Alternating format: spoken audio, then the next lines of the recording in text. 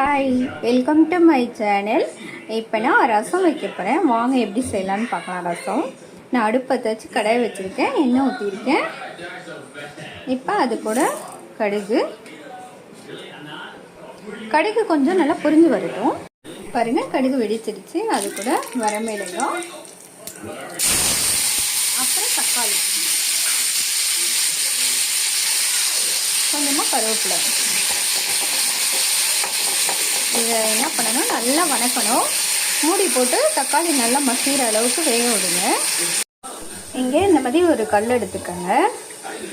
அதில் ஜீரகம், அது கூட கொஞ்சமாக மிளகு, இரண்டையும் நல்லா நச்சுக்கணும். பாருங்கள், இந்த அளவுக்கு பொடிச்சிட்டேன். இப்போ அது கூட வெங்காயம், பூண்டு, இதையும் நல்லா நம்ம இடிச்சுக்குவோம். பாருங்கள், இந்த அளவுக்கு வணங்கியிருக்கணும். அவ்வளோதான். இப்போ நம்ம இடித்து வச்சுருக்கோம்ல, அதையும் ஆட் பண்ணிப்போம். ஆட் பண்ணி கொஞ்சம் வணக்கிக்குவோம். பாருங்கள், இந்த அளவுக்கு பச்சை வாசனை போகிற அளவுக்கு வணக்கிட்டேன். இப்போ அது கூட தேவையான அளவு மஞ்சத்தூள், கொஞ்சமாக வரமிளகாத்தூள்,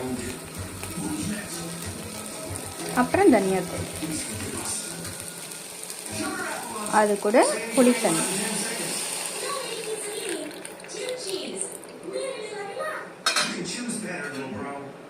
இப்போ இதுக்கு தேவையான அளவு தண்ணியும் ஆட் பண்ணிப்போம்.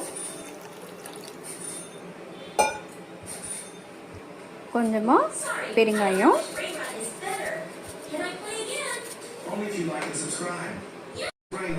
அப்புறம் இதுக்கு தேவையான அளவு சால்ட், அதையும் ஆட் பண்ணிப்போம்.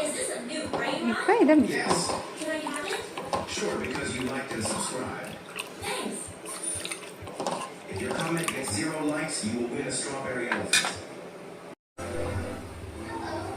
பாருங்க, இதில் கொத்தமல்லி தழை தூவி அவ்வளோதான், ரசம் ரெடி ஆயிடுச்சு.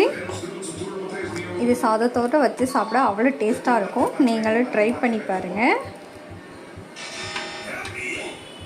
அவ்வளோதான், ரசம் ரெடி ஆயிடுச்சு சாதத்துக்கு. நீங்கள் ட்ரை பண்ணி பாருங்கள். ட்ரை பண்ணி பார்த்துட்டு எனக்கு லைக் பண்ணுங்கள், ஷேர் பண்ணுங்கள், மறக்காமல் சப்ஸ்கிரைப் பண்ணுங்கள். Okay, thank you, by.